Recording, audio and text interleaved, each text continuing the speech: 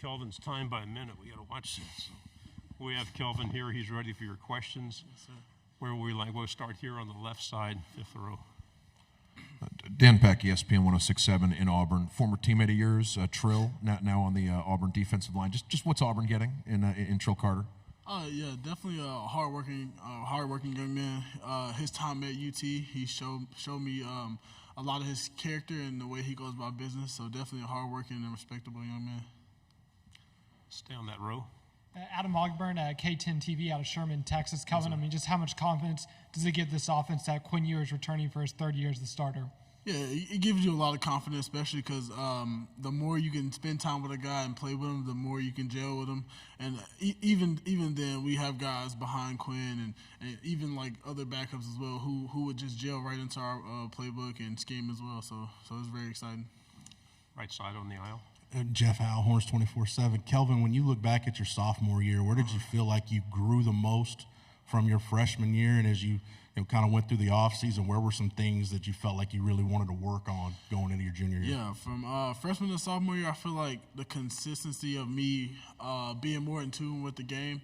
My teammate Jake Majors, he came back from a little O-line retreat, and he talked about it. He was like, "Do you like football? Do you love football? Do you live football?" I feel like I'm living football. Like, I live for football. This is what I want to do. So just me being more in tune to film, more in tune to my technique, just different things like that. And just going into this offseason, just staying consistent and just making sure I stay dominant. Left side, fourth row. Morgan Weaver with KBTX from College Station. Just coming to the SEC, that means playing A&M again. What have you heard about that rivalry, and have that game circled on the calendar this year? Yeah, I've heard a lot about the rivalry. I still, I was too young to remember Justin Tucker when he kicked the game-winning kick, but I've definitely seen highlights from it, and it's going to be a great rivalry. Going to be a great type of excitement just to keep that tradition going. We go on this side, third row. Kelvin, Carter Yates with Dave Campbell's Texas Football. Why is Texas a good fit with the SEC conference? Just us trying to come in and gain respect from our opponents. I feel like that's the biggest thing for us as of coming into a new conference, just gaining the respect and understanding that we respect them, but we want them to respect us as well. Right here on the edge. Justin Wells, Inside Texas. Good to see you, Kelvin. Yes, sir. All these mock drafts are coming out for 2025, and you're in the top 10 in every single one of them. Yes, how are you separating that and it not being a distraction and just focusing where your feet are right now on this season? Because it's got to be difficult. Yeah, you said it perfectly. Just be where your feet are. Don't try to look too far ahead, because once you do that, things will go downhill for you. Because then it's like you're focusing on more than what you need to at the moment. Front row. Michael Cowboy from Baton Rouge, Louisiana. Speaking of being where your feet are, I didn't get to ask Jade about it, but how about them kicks that he had on? Honestly, it's kind of different. Something different. I don't see it a lot.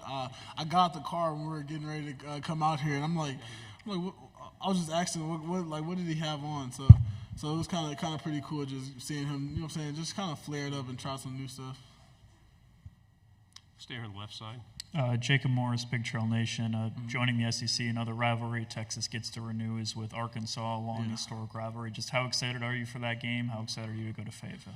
Yeah, I've had some teammates who played that game a couple years ago, and they talked to me about the atmosphere and all the excitement the fans bring. So just hearing that, I'm very excited to try to get in there and just get to experience the atmosphere at Arkansas. Front row. Eric Bailey with the Tulsa World.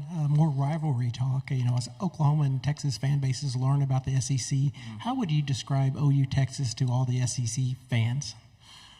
Man, I'll just say two teams who has a lot of grit and a lot of passion about their school, especially just being able to represent. I know most guys, they stay in town. I mean, in their state. So I'm an in-state guy, and just being able to represent my family, and also just being able to represent my state as well. So it's two teams who's passionate and ready to play. Left-hand side. Corey Mose, KB Sports in Austin. Nice to see you, Kelvin. Yes, sir, you too. Just wanted to ask about the offensive line. Everyone's returning except the right tackle position. Just one, the guy leaving, Christian, what did he teach you? Something that may come to mind when you think of that name, but then also Cam coming into that slot. What have you seen for him to be ready to take over? Yes, sir. I'll say the biggest thing Christian Jones taught me is just to stay consistent and not dwell on the moments where you're not doing so good, because you're not going to be perfect. Not everything is going to go how you want it to go, and just being able to focus and put that play or whatever is happening behind you and just focus on where you are now and what you're doing. And also with Cam, he's been a guy who's sit behind Christian for those 2 years and just being able to learn and learn from Christian's experiences like I did as well. So just I feel Cam he's gonna be ready, and he's just soaking it all in right now. Second row. Chris Hummer with 24/7 Sports. I know y'all lost a lot off of last year's team, but I'm curious, how do you think about the talent level on this team after all the additions that were made as well? Yeah, like you said, we lost some key guys on our team to the NFL, which congratulations to them. But like you said, I feel like our talent-wise is good, because when you look at the playing field while we're practicing and stuff, it's like there's no drop-off. Everybody's communicating well. Everybody's gelling well together. So I feel like we got a lot of depth on our team right now, and we're doing pretty good. Back row in the aisle. Hey, Kelvin, Adam Rosso, Spectrum News, Dallas. If you were writing a scouting report on yourself, skills, attributes, what you do well, what would it say? On myself, I'll probably say some pros. I would say good feet, good hands, willingness to learn the game, and the consistency in his technique, no matter when he's tired or when he's fresh. You had another one in the back row. Donna Conrad, 15 ABC and Bryan College Station. You guys are going to see a lot of new road venues this season. Are there any in particular you're extra excited about for the atmosphere? Nah, I got that question asked me before as well. So I'm actually excited for all of them, because in my opinion, my favorite games to play are the road games, because you kind of get that underdog feeling when you go into that stadium and nobody's wanting you to win. So I'm really excited for all of them, just to get to see and experience the fans of other teams. Two final questions on the end here.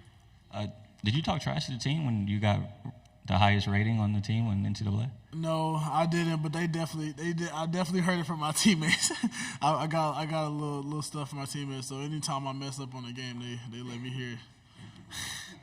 Final question on the aisle. Kelvin, when in the OU game last year, when OU had that goal line stand, for you guys going forward, what changed for you guys as an O-line after that and the success you guys had late in the year with Iowa State and Tech and the last two games? What did you guys focus on to carry that momentum forward into this year after the OU game? Yeah, just asserting our dominance. I feel like in that moment we were kind of lackluster in that moment, as you could say. Seeing that as a low line is not fun. So I felt like from that moment on, we kind of understood and took it personal, which we take everything personal. We come at every game ready to play. We come at every game wanting to win. But just that moment of not being able to score on the 1 yard line, that's kind of something that's like that hit us real deep. So it kind of gave us that extra push to want to fix our mistake and actually get in the end zone in the red zone.